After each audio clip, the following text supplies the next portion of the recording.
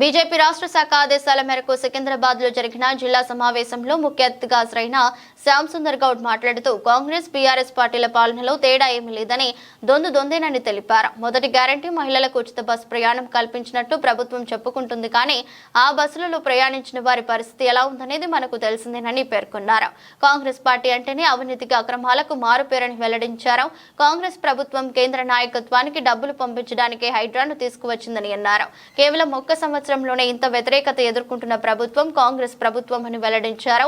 ఎన్నికలు ఎప్పుడు వచ్చినా తగిన గుణపాఠం చెప్పడానికి ప్రజలు సిద్ధంగా ఉన్నారని స్పష్టం చేశారు.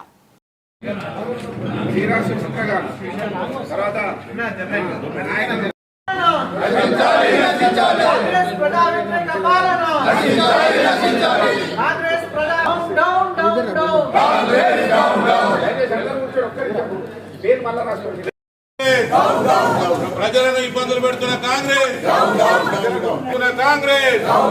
రేవంత్ రెడ్డి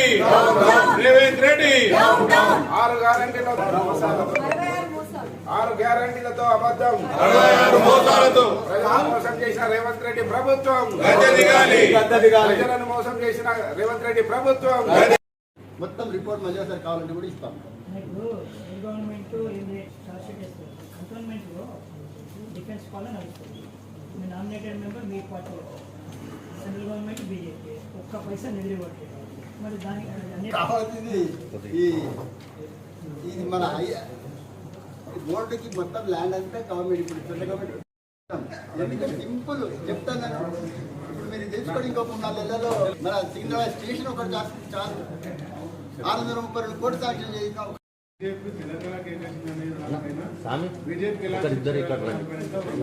రోజు కాంగ్రెస్ ప్రభుత్వం ఇస్తున్నటువంటి వాగ్దానాలు ఎక్కడ ఏ సమావేశంలో వెళ్ళినా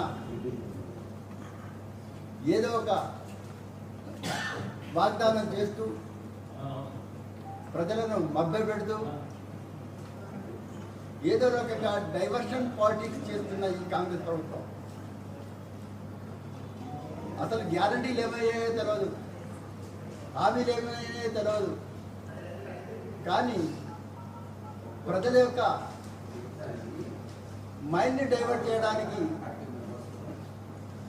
ఈ యొక్క కాంగ్రెస్ ప్రభుత్వం, కాంగ్రెస్ మంత్రులు అందరూ కూడా ఎక్కడికి అక్కడ ఈ సమావేశాన్ని ప్రజలకు తెలియజేస్తూ ఈ యొక్క కాంగ్రెస్ ప్రభుత్వం అసలు ఏదన్నా వాగ్దానం చేసింది నెరవేర్చిందా? తూతు మంత్రంగా మొట్టమొదటిగా మహిళలకు ఉచిత బస్సు అన్నారు. మీ అందరికీ తెలుసు ఆ బస్సుల్లో ఎక్కిన మహిళల అవస్థలు ఏంటో, ఎంతమంది మహిళలు ఆ బస్సుల్లో తిరుగుతున్నారో,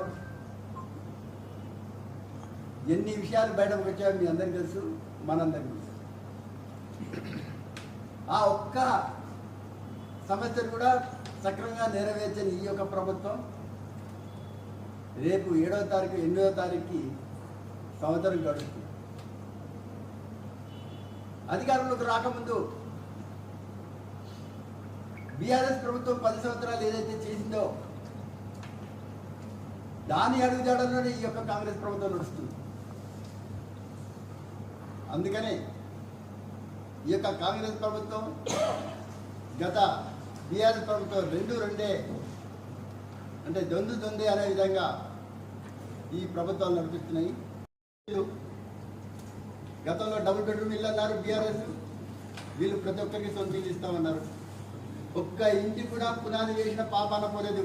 సంవత్సరం అవుతుంది.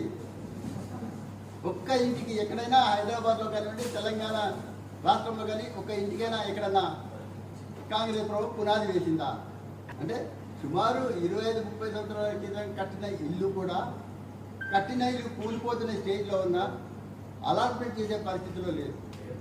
ఇంకా డబుల్ బెడ్రూమ్ సంగతి వదిలేండి, కొత్తగా ప్రజల యొక్క మైండ్ డైవర్ట్కి హైడ్రాన్ పేరు పెట్టేసి కట్టిన ఇల్లు కూలగొడుతూ ఉండి, అసలు ప్రభుత్వం అనేది ఉంటే ఏ ఒక్క చిన్న పని కూడా ఏ ఒక్క సమాజంలో ఉన్నటువంటి వ్యక్తులు ఇల్లు కట్టిన తర్వాత కట్టడం అంటే పునాది వేయడానికి కూడా అవకాశం లేని రీతిలో, ఫర్ ఎగ్జాంపుల్ జిహెచ్ఎంసీలో ఉన్న ఒక మునిషి అంటే సెక్షన్ ఆఫీసర్ కింద పనిచేసే వ్యక్తి కూడా అనుకుంటే ఒక పునాది కట్టరు, ఒక ఇల్లీగల్ కన్స్ట్రక్షన్ జరగదు.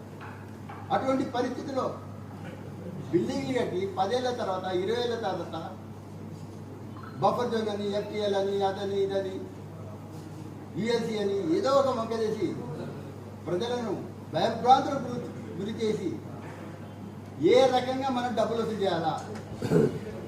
ఎందుకంటే కేంద్ర ప్రభుత్వం డబ్బులు పంపించాలి, స్టేట్ గవర్నమెంట్ కేంద్ర పార్టీకి, కాంగ్రెస్ పార్టీకి డబ్బులు పంపించాలంటే ఇల్లీగల్గా ఏదో ఒకటి ప్రజలను భయపెట్టి భయభ్రాంతులకు గురి చేసి డబ్బులు పంపించడానికి, డబ్బు సంచులు లాగడానికి బడా బిల్డర్ల దగ్గర మీది ఇల్లీగల్గా ఉంది, మీది ఎఫ్టీఎల్లో ఉంది, బఫర్ జోన్లో ఉంది అని చెప్పేసి ఇల్లు పూజ చేసి కొన్ని రోజులు ఆ రకంగా ప్రజలను ఏదో రకంగా డైవర్ట్.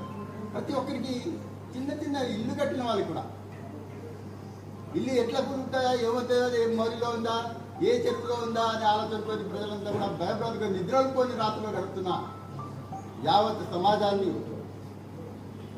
మేమున్నామని భారతీయ జనతా పార్టీ పూర్తి మా రాష్ట్ర అధ్యక్షులు ప్రతి ఒక్క ఏరియాకి వెళ్ళి వారికి భరోసాను కల్పిస్తున్నాం.